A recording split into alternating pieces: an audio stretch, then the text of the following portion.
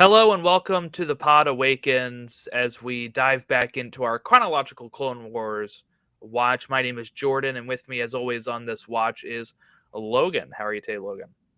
Oh man, I'm good. I know you and I just talked about it off camera, but I don't know if you got sinuses going on. I've got sinuses going on. It's like that time of year where everything's all messed up down here in Florida. Like it's raining Yeah, currently, that and 1 week in yeah, Florida, that's it's winter.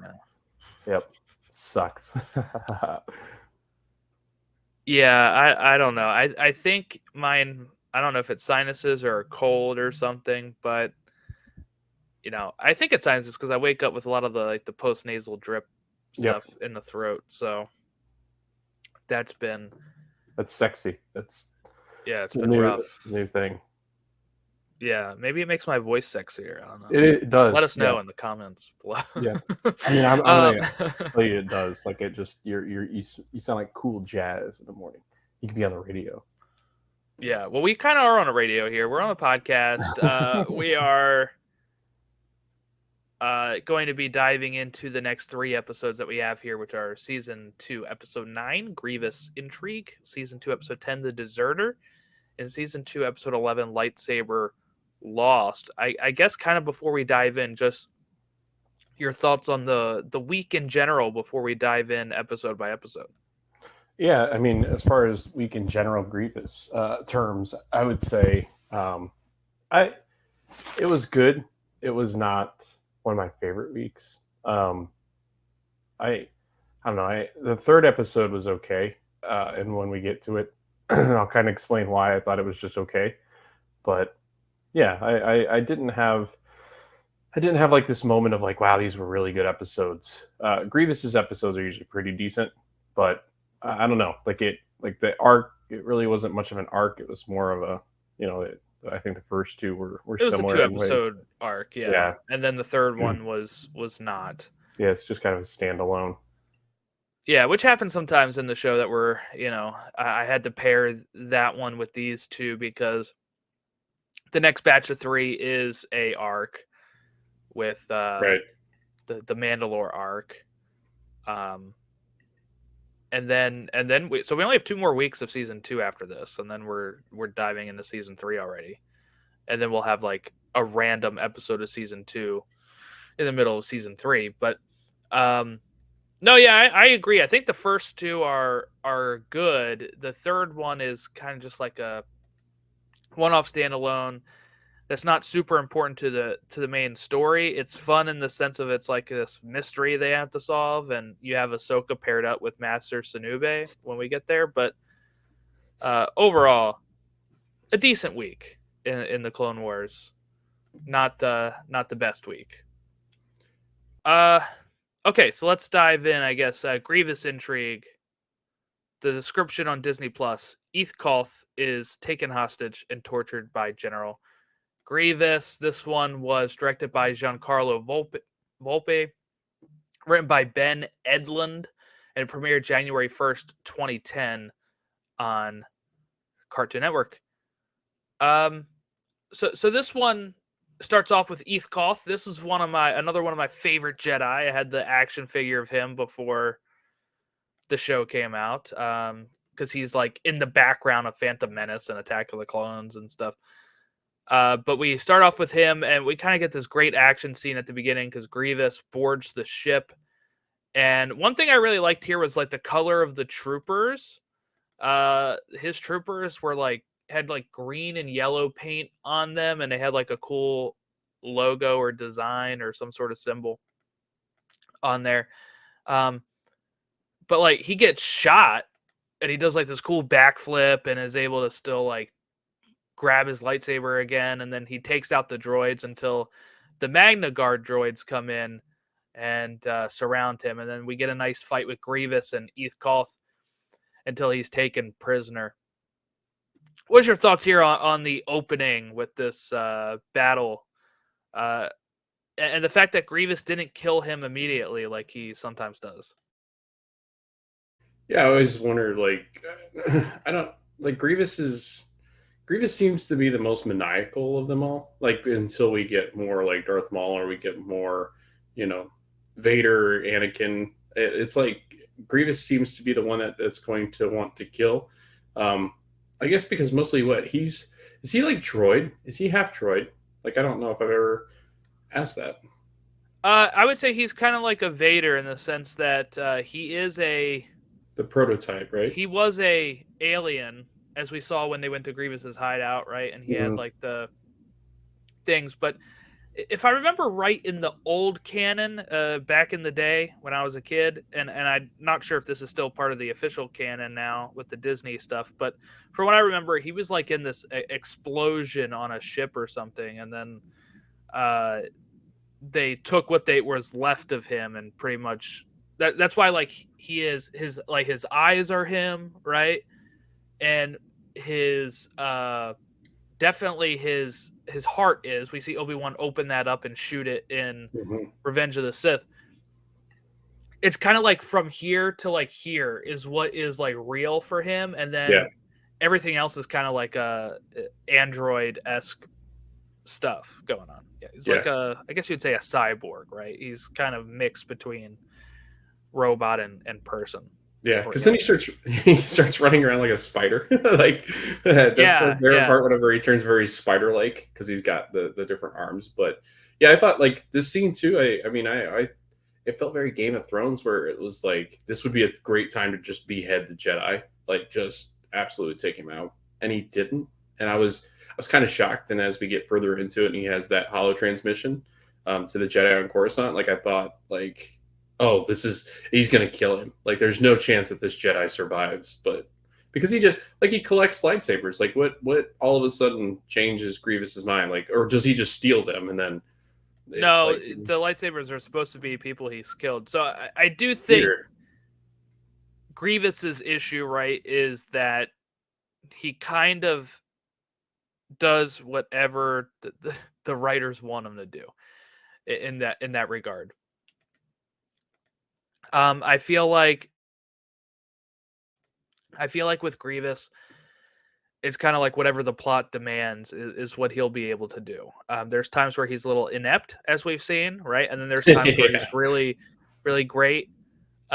He would have destroyed Eeth Koth if he's had that many sabers and stuff. But I think in this regard, he's supposed to be he's supposed to be having Eeth Koth as like a hostage and then eventually kill him. I think there's some people he says, okay, in this battle, I'm going to kill him because they're not worth it. He knows who Eeth Koth is. For some reason, this is the plan, right? And that plan determines that he takes him alive. Then he does the broadcast, right? This is... I had a bone to pick with the Jedis here, okay? So they show on Coruscant him calling them, ring, ring, ring, and then they answer it. And then it's like, hey, Jedi, I got one of you, blah, blah, blah. And then he like stabs them with the thing to shock them. And then the lights come back on and they're like, okay, let's get the younglings out of here. I'm like, why the hell were the younglings in this room? Why? Why were they in the room, the communications room? And as soon as you see what's going on with Grievous in the message, is there a way to like pause it and be like, no, get the kids out of here. Not let them be traumatized by this, seeing their master like get electrocuted right in front of their eyes. But whatever. That was such a weird line, because in my thought, they could have just not included that. Like the writers, and I'm not. My bone to pick was with the Jedi, but now I'm also thinking like, okay, what was the point of having younglings in the room and then having the writer be like, yeah, let's get them out of the room? It served no purpose. Right. It was just kind of like this weird thing of which made me think, why are the Jedi letting them watch this? It's kind of messed up. And it doesn't really like impact them going forward. It's not like they have PTSD from it. It's not like they're like, oh my gosh, like I cannot believe he's gonna die. And yeah, the next time we see the younglings, Ahsoka's like, hey, let me tell you about the lightsaber I lost. Right? Like, yeah. So it really seemed like a pointless line. And when you have 22 minutes in an episode, you think, okay, we gotta try to use all the 22 minutes we can. But in this, they're like, yeah, let's just animate and spend money on kid designs right here and then have them leave the room. Like, it's so weird. So that's my bone to pick with that. But Obi-Wan picks up on something nobody else was paying attention to. Eth Koth is giving like Morse code almost, right? He's doing like hand signal code, which is visual and not Morse code, which is audibly, right? And so he's doing something with his hands, and Obi-Wan's able to decode this and say, "Oh, he's in this system." And this is again another reason for Grievous to be like, "Why'd you leave him alive?" Right? Like, or why should like bound his arms or something if you're going to show him on the video, because the Jedi are going to find some way to communicate, and that's what Youthcott does. He communicates on where he is.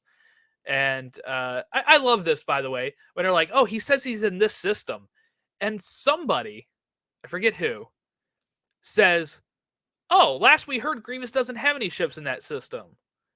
It's like, yeah, who are you gonna believe? The Jedi Master that's getting tortured right now, or your intelligence, which Yoda says, oftentimes inaccurate. Our intelligence is.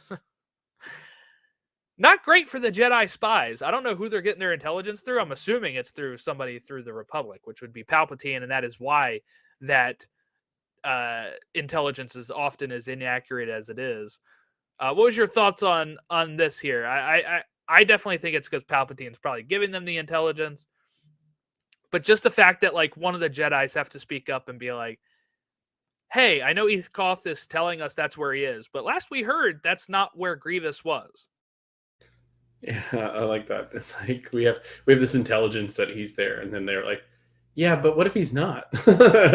And, yeah, well, our other intelligence says no. Right. Well, and the other thing too that makes me laugh is that they've got no other trace or clues as to where they are. Why not just start by checking there? Like that's how a detective would do it. Like you got no evidence as to anywhere else that they could be in the solar system or in the universe, and it's like, well, let's check the first place that he says that they're in, and if they're not there, then we can check other places. So it is pretty funny. Yoda put a. He's like, "Well, our intelligence usually sucks, so yeah, we're gonna go to where he's telling us to go." Right. And then there's these parts, Jordan, that it's like, this is where it always kind of it's weird for me because it seems like the Jedi are all knowing, especially like they can sense things, and like there's times where it's like, why don't they just sense where he is? Like that's I don't know. It's weird. That's to a me. little Like tough. That's a little tough because what Yeah. you'd have to do is, I think they can only usually sense close When they've got right. Yeah. So like if you're just like, you don't want to like fly around and just have people be like, "Feel if you feel Eth Koth Do you around feel you. anything? Do you feel him?" That would be funny though. But usually it's like the Jedi that has a connection with the other Jedi where they can make that connection. Yeah, bring the younglings back in. See Right. if they can. They probably had the connection, and that's what the writers were trying. That's why they were in there. Yep. I just love this too. With this trope of whenever a person's like, haven't used this skill in quite a while. I'm a little rusty in this language, but he said, "Oh." And Obi-Wan's able to decode it immediately. He's like, right. "Oh, I know exactly." Not even like a. Take some time. I don't know what that one was, Yeah. but this one is this sector. Oh, he means this because I'm putting the pieces together. It's just immediately like, I'm not really good at that, but the answer is HLK 543127. It's verbatim. It's verbatim. It's like if you study a language and it's like, I don't know this language very well, but then all of a sudden it's like, oh well, this is what it said, and it's the exact same thing that the person said. It's like, what? So yeah, in any movie or whatever. It's right. Like, I haven't spoke Czech in a while, but he said the bathroom is on the left down 5 flights of stairs, and you're like, okay. Yeah. This language is ancient, but I learned it somewhere. That is a big one where they'll be like, yes, this is a dead language. Thankfully, we have this person that studied it. Yeah, I studied it in 9th grade, but it says, look to your left. Yeah. It's probably those Latin languages, right? Like actually Latin, like where they're like, don't study Latin. Someday soon, Jordan, it's going to become very important for us to know Latin when it's all died. Yeah. Good thing I took it in. I know. You'll be the person they call it. and I'll nail it. Obi-Wan goes, and he's kind of like the distraction here. Is Anakin and Eddie Gallia are going to enter the ship, and there's a droid that's torturing Eth Koth here, and Anakin like chops off one of his arms, and then the droid is like crawling the whole time trying to get back to Eth Koth so he can like finish him or something. And then Obi-Wan and Grievous have a nice fight. They rescue Eth Koth, and Grievous escapes, and that kind of goes into the next episode. But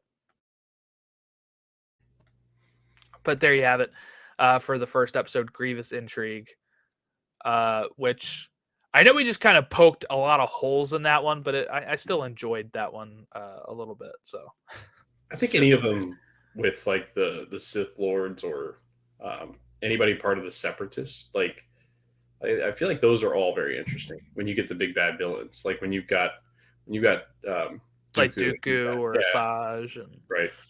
I think it just adds intrigue to it. The next one I really enjoy though. This is the Deserter. Yeah, this one was good. Rex encounters a clone deserter, and this is something that would happen in a real war. So I found it funny that we get one of these in such a kids cartoon, family cartoon, directed by Robert Dalva, written by Carl Ellsworth, and it premiered on January 1st, 2010 as well. So we had both of these premiered in the same night. This one I really enjoyed a lot because it starts off as connecting to the Grievous plot. Obi-Wan's looking for him. But to me, that is my least favorite plot in this episode. My favorite plot is the Rex plot where he meets Cut LaQuaine, which is the clone that is deserted. And kind of seeing how these two ideals clash between Rex, who is a commander, right? And he is a captain. And what he, again, when we look at clones, the clones have been bred and made to do one thing, and that is to fight in this war.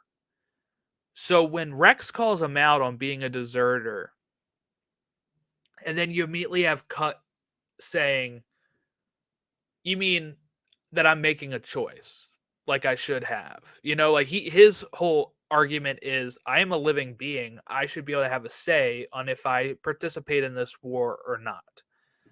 And you get this great story where Cut has fallen in love with this woman. He has children, right? And what was your thoughts? Did you notice where it was going when they said that the kids say Rex looked like their father, or what was your thoughts going into that? Yeah, I think it was a battle between both. Like I thought, like when I first heard it, I was like, oh well, maybe he's bald. Like that tends to be like what kids think, and I'm like, well, hey, he's bald. So they would say that to you too? Yes, right. They'd be like, man, you look a lot like our dad. But yeah, I think ultimately that's what I thought, and then I was like, well, maybe he's a deserter, and then I'm going, that makes more sense in the Lucasfilm like realm in the universe, because like that's what happens with a lot of the stormtroopers. They've got deserters, and they've got people that go against what they're programmed to do, and it's because they have feelings. And yeah, so I was like, man, I hope we do get this, and we got it. And I thought this is easily a standalone from the other two. I think this was one of the better episodes that we've gotten so far in the series. Yeah. It just the two in around, like Grievous was okay.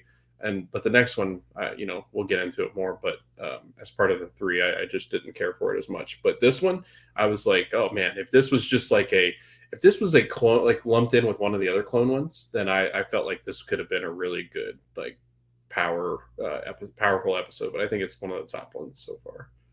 Yeah, I think as a standalone episode, this one is really, really great. It's one of my favorites when we look at that. And no spoilers, but we will revisit this family again in another show, I'll say. Whether it's this show or another show, I'm not going to say, but we will see this family again. But yeah, no, I really enjoyed this. Obi-Wan and Cody go their separate ways from Rex, and then this is when Rex and crew are going to get shot. Rex is going to get shot as he's chasing, and they find out they're on farmland. And this is where we really kick into gear here with the episode. And to see Rex just do almost a 180. He's originally like so against Cut and what he's done, and he's saying he's going to have to turn him in because he thinks of him as like a coward, right? And Cut tells him, I'm not a coward. I will fight to the death to protect my family. But I don't, like, he doesn't want to be part of the war. And I think that is very admirable. And, you know, I think sometimes we look at deserters as that way, right? Of, oh, they're not doing their duty. They're scared of dying. They're coward, etc. But really for Cut, it is almost an ideological thing. And the fact now that he's fallen in love and he will do anything to protect his family, as he shows in this, really just proves the point. And I think that gets across to Rex, who at the end is going to say something like, it's his duty to turn in Cut, but in his condition, he might not remember, right? It's him letting them know, like, hey, I'm not going to turn you in. And I thought that was a great way to end it. And then, you know, Cut's like, hey, Rex, you can stay here. And he says, no, my family is elsewhere. And of course, Rex is referring to the rest of his, you know, crew. But they have this great battle in the barn. Lots of high stakes with that type of stuff. I think you're kind of cutting in between that and Obi-Wan and Grievous fighting for the second time in a row, episode-wise. And, you know, they're looking for the escape pod the whole time. That's what Obi-Wan's doing, because Grievous escaped in the escape pod. It crashed, and are looking for where he landed. But yeah, overall, really, really enjoyed this episode. I kind of forgot about it, honestly. And then, like I said, I had seen this family in something else. And then was kind of like, oh yeah. So then when they came on this time, I was like, oh yeah, now I remember this episode. So it was great to see that. All right, anything else about that episode before we move on to Lightsaber Lost?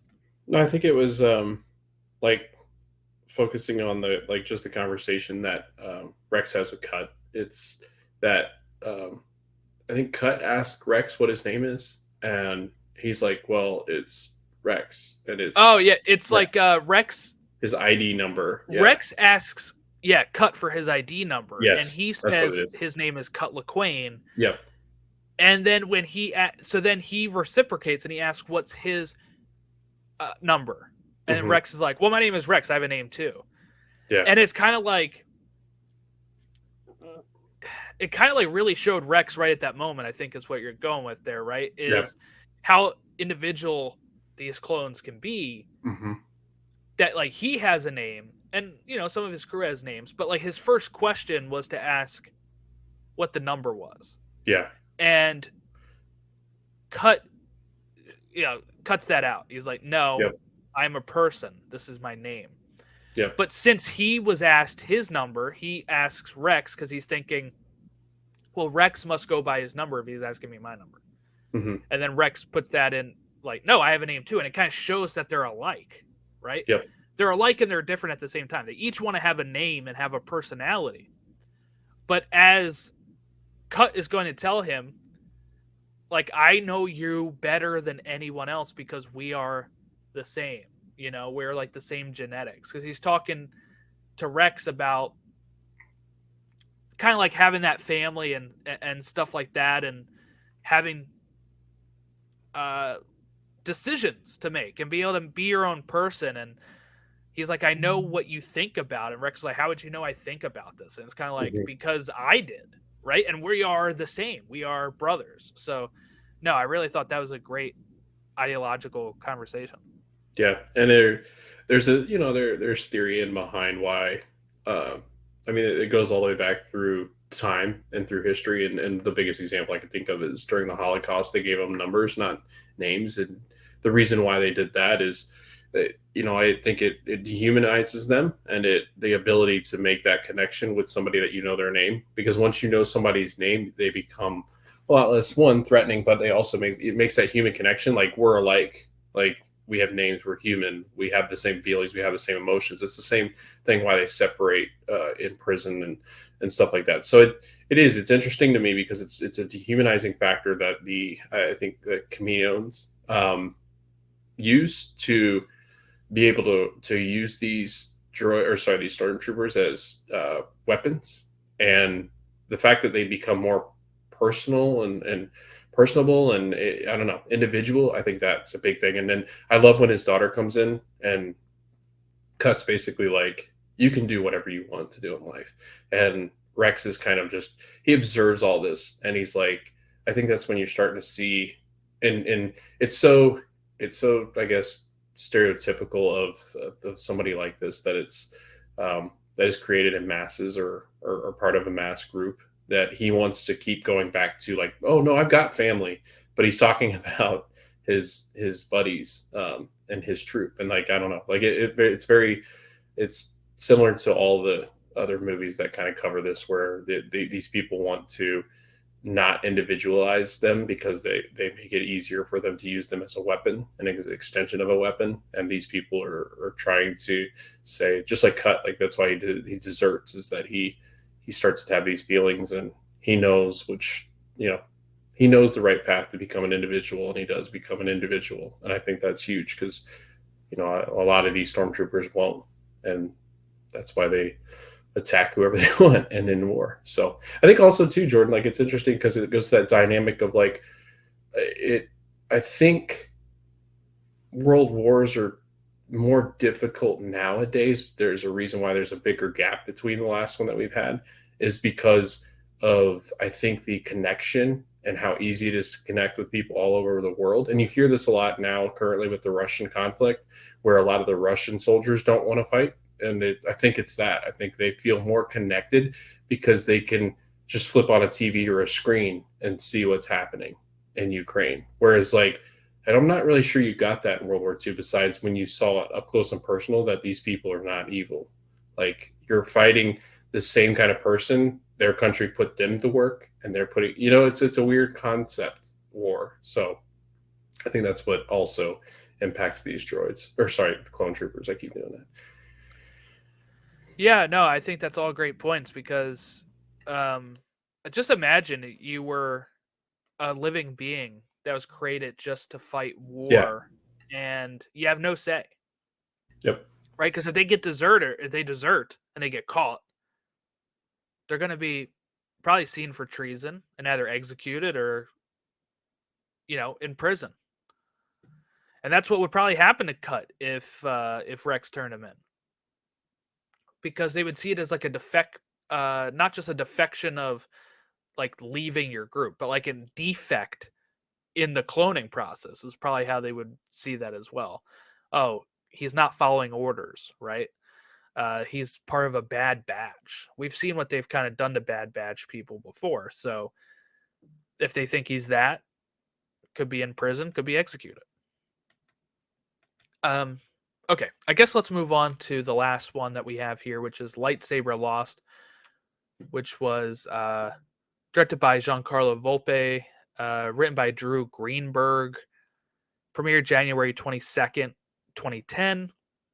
And the Disney Plus description is Ahsoka's lightsaber is stolen by a wily pickpocket. So not too much here. Anakin and Ahsoka start off in like the lower levels of Coruscant, and Ahsoka is going to get her lightsaber stolen,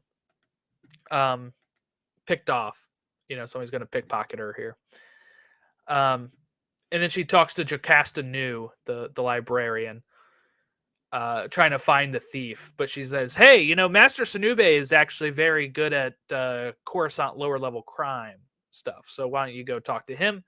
And they find who it is pretty quickly in the book. And then they start having to go, and it's almost like this detective story, right? They have to go and interrogate the person that pickpocketed it. Oh, but he sold it to this person. And then they have to try to find that person. And then they get roped into these two women that are that had killed somebody via poison, and Master Sunube is putting the pieces together with that. And then Ahsoka's like following the other one, and eventually they will get the lightsaber back, but just not much there. And then she tells the students about her lesson, about how kind of passing on the same lesson Anakin's told her, which is the same lesson Obi-Wan told him. In Attack of the Clones, when Anakin loses his lightsaber, he says, "This weapon is your life."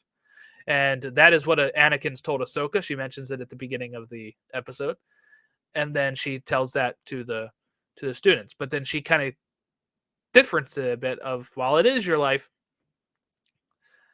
she kind of starts going into the story about this where she did lose it, and then how you can get it back and make that correction. And she does all of this without Anakin knowing any of this has happened, by the way. Which I think is funny, because I know he would probably freak out at her, but like literally he's done the same thing. So I don't think it would have been yeah, but he loves yelling. Hypocritical. Yeah, it would have been very hypocritical though. It's him. That's his middle name is hypocritical. Yeah. Like he's just like, Ahsoka, don't fight with emotion. What are you doing? And then he's like, meanwhile, he's slaughtering Tusken Raiders. Children. Jeez. The women and children too. Yeah. I slaughtered them like animals. But Jordan, when I was watching this, the reason why I really didn't like this episode, because I felt like I watched Blue Bloods, and I watched a lot of cop shows because I find it fascinating, and I love Donnie Wahlberg. So anything with the Wahlbergs in, I'll watch. And it is this is such a detective episode. Like it feels so like, oh, this guy's poisoned. Let's go to the apartment. Oh, the person's acting real strange. Like maybe they're an accomplice. Episode, yeah. It feels very Law and Order SVU. It feels very Blue Bloods. It feels like CSI. Like it feels like those detective when the veteran cop stays behind, and then the young whippersnapper of a I just used whippersnapper in an episode. That's good. You're old, yeah. I know. Like when the young apprentice is chasing the bad guy down the alleyway, kind of thing. Like it felt very detective. And I usually like those shows, but for some reason it didn't work very well. And what's weird is they have a kind of similar one with, I think it's Boba Fett, right? Where they have the cars, like the pod. The ones that look like old classic cars. Oh, yeah. No, I'm talking about. I love that one. That is like shot in like the slowest slowest car chase you'll ever see is Book of Boba Fett. Yep. But no, this episode had that feel to it. And I don't know, like I just didn't. Well, I would say like, yeah, I know what they were going for. I don't think they particularly nailed it. Yeah. Some of their episodes that they'll do like this that are like different genres, they'll nail. Right. And then there's ones like this where you're like, I get they were going for, and like Master Sunube was cool. Yeah, he was cool.